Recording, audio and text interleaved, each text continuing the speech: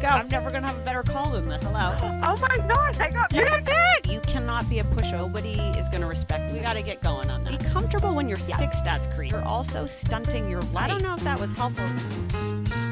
This is Work Like a Girl. I'm Erika Nardini. This is our call-in show where we dispense all sorts of advice to women and all sorts of people who want to get ahead in their career. Hey, what's going on? Can you guys hear me? Yeah, what's up? Not much. First of all, excited to be chatting. One of the original member of the Token CEO networking groups here. Love it. Met a lot of great people. So I actually have a question for you all about engaging an audience.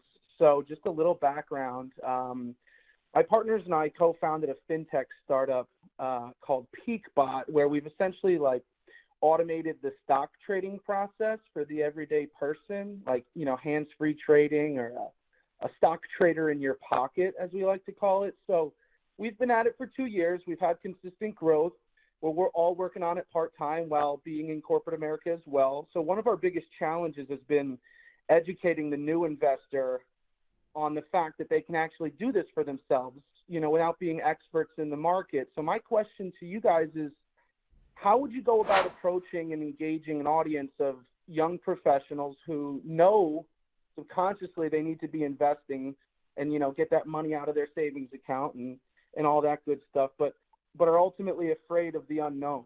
How would you guys go about growing an audience and trying to get this message across to the everyday individual? Oh, I'm going to give that one to Cindy. Yeah. Well, you're the master. Oh, of this, all right. But I do think it's free content.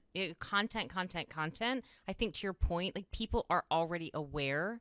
I need to be investing. I feel dumb. I don't know what I'm doing. And if you can connect on that level and make it, not intimidating, you're providing real guidance, and in there embedding, how your technology works. I think content. I agree with that. I think that you could, I'll give you an example this morning. This morning I was so annoyed. I woke up, I've been reading about monkeypox. It's so interesting. There's a lot of nuance to monkeypox. But what I read was that there is only one vaccine manufacturer. One company in the world has the monkeypox vaccine. You know what I thought to myself? I was like, fuck, why didn't I buy that stock? Yeah. That was so stupid. So anyways, I was like, I could have made a lot of money today, but I didn't. I think the what you could do is you need That's such a great bit right there. Just like that to attract somebody as a hook. It's like, shit, you could today be trading. I I should have bought or sold, yes, exactly. Bavarian, something. It starts, BI is the name of the company. So what you might want to do is you got to find a hook that people care about. Nobody gives a shit about your company. What they care about is in your case, making money or being able to execute trades.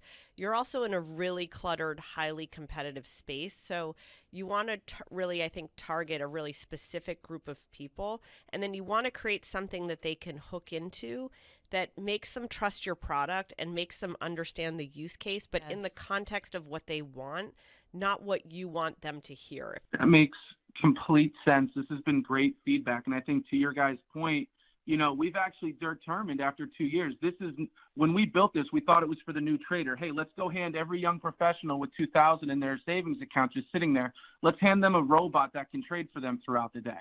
And we found out very quickly that still was very overwhelming for them. This is built for the active trader. And we wanted to recognize also, we think we have 3 young dudes running this business. We're trying to get engagement from the females' perspective as well, because let's face it, this investing game has been a boys' game, and it's and it's not right. There's so many young professional women who have the ability to invest, but are ultimately just afraid to take the jump. We're really trying to connect with the young professional, and even more specifically, the female audience. And actually, the Token CEO group is where I got some of my female beta testers. They've been fantastic. That's awesome. Great. Yes. All right. Well, listen, the way you're No, narrowing. I really appreciate this. You just dissected, though, narrowing and focusing in on your audience. Totally. And I'll just tell you from getting pitches all the time, people come in and they're like, the market is huge. Yeah. And there's this many billion people, they do that. And I'm always like, Like what's the more defined audience? Yep. Like you've been defining your audience, which is exactly right as a startup, like you are learning it, but actually attacking the more narrow audience and just dominating it is a really valuable business proposition. Totally agree. All right, thanks for calling. Hi, Christina. Hi. Hi, what's up? I kind of want to give you a little bit, I'll try not to be super long-winded, about something that's going on with kind of my passion project. So I'm 26, I live in New York City. I do have a full-time corporate job, which I really like. I've been at this company for about 2 years. I've kind of gone through 2 promotions there, which is really awesome. However, though, I do have kind of a side hustle that I really do love. I'm a fitness instructor, which does require a lot of early mornings. It's fairly taxing on my body, but because I love it so much, it's not really something that I want to give up. Yeah. I've been at my current studio for about a year and a half. And I would say the past 6 months, I really just kind of started seeing some changes and decisions with management that were really just didn't sit well with me. And I did, breach the topics with the owner, and it didn't really get anywhere. He also brought in some people to help out. They also had approached me. They said, are you okay with this? Did anything work when you talked to him? So I kind of get the sense that nothing is going to change. And Christina, give a sense of what are the problems? Give a sense of that.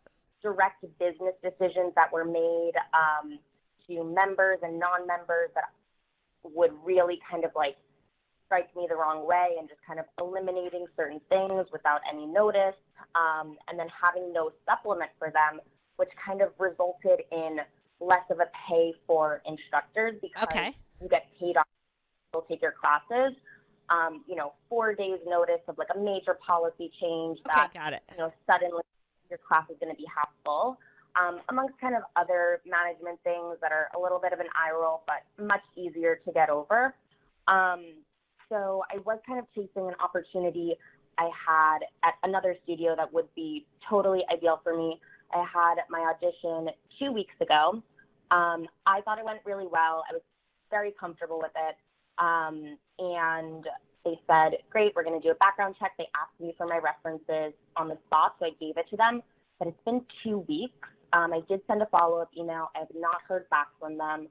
So I guess my first question is, I'm wondering, with this super ideal opportunity, is there anything additional that I can do? And if not within that, I'm just kind of wondering at this point if I should just kind of take a risk and step away from the studio that I'm at and just, leave it, or if I should continue to look while I still remain there. And the kind of only reason why I would be thinking just to leave is because I feel like my negative attitude is kind of starting to affect the way that I'm working there. And because it's such, an energetic thing that I have to do, I just don't want the work to suffer. All right, Christina, that's a lot. So first of all, we have my friend Cindy Eckert is joining us. So sorry to bomb somebody else on this. Are you okay with that? Yes. Hi, Cindy. Hi, how are you? She's going to give you better advice than I will, let's be honest. Okay, here's my 2 cents. So let me just summarize real quick for Cindy. So this fine young woman has a corporate day job. Okay. She also works at a fitness studio. It seems like the fitness studio is kind of poorly managed, not good communication. They make a lot of decisions. It doesn't sound particularly instructor friendly, and she's an instructor. Okay. This is her passion. But it's hard on her body, and she has to get up early in the morning, and she's doing it in addition to having her day job, which she seems very good at. She's gotten promoted twice in the last year. But she's disgruntled at the fitness studio. Okay. So the question is, what should Christina do? Find a different fitness studio. Right? That's what I think, too. I think you should leave. There's plenty of fitness studios in New York City, or just reach out to your clients and be like, do you want to do privates? Yes. I agree completely. I feel like that skill set is so translatable to a bunch of different places, and finding an environment either where the culture, lights you on fire in that particular gym, or like you said, there's a huge opportunity if you already have an established client base Right. to probably make a little bit more money, work with the people that you love, Yep. do the thing you're passionate about. I agree, especially since you have a day job. It's not like you're doing this for money, right? Like you're doing this to make you happy and because it's something that you're Right. passionate about. And if you hate it so much, that's just going to kill your passion. Absolutely. That's true. I mean, you can come train me. Cindy, Yeah. do you want to have a workout? Oh my God, right now I probably Same. would. I've been eating my way through Same. New York City, Eric. What kind of fitness do you do, Christina? Yeah. Right now, I'm only teaching HIIT classes, but I do have a lot of experience in like strength training. Great. Both things I'm missing. I love it. I really do believe culture is king. And especially, I mean, Erika said it. This is obviously what you do to light your heart on fire. It's your Totally. passion. So when you don't be in a toxic environment for that. Yeah, I agree. Don't do it. It will I would rob not you wake of up that. early to go to some place No I way. hate. That Absolutely sucks. not.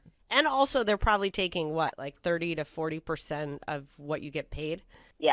Yeah, that sucks. Just Yeah. get out of there. Crossroads, like, do I just kind of like take the leap and leave without having, something already set up, or do I kind of stay in and continue looking? Nope. You don't need to. You leave. You leave. Yeah. It's already robbing you of some joy. Yep. And I think you're imminently employable wherever else you want to go. Totally agree. People who want to show up and do the hard work today are very employable. Yeah, I completely This is your agree. market. Totally agree. And I would tell the people who you love who take your classes regularly, I would be like, here's my cell phone.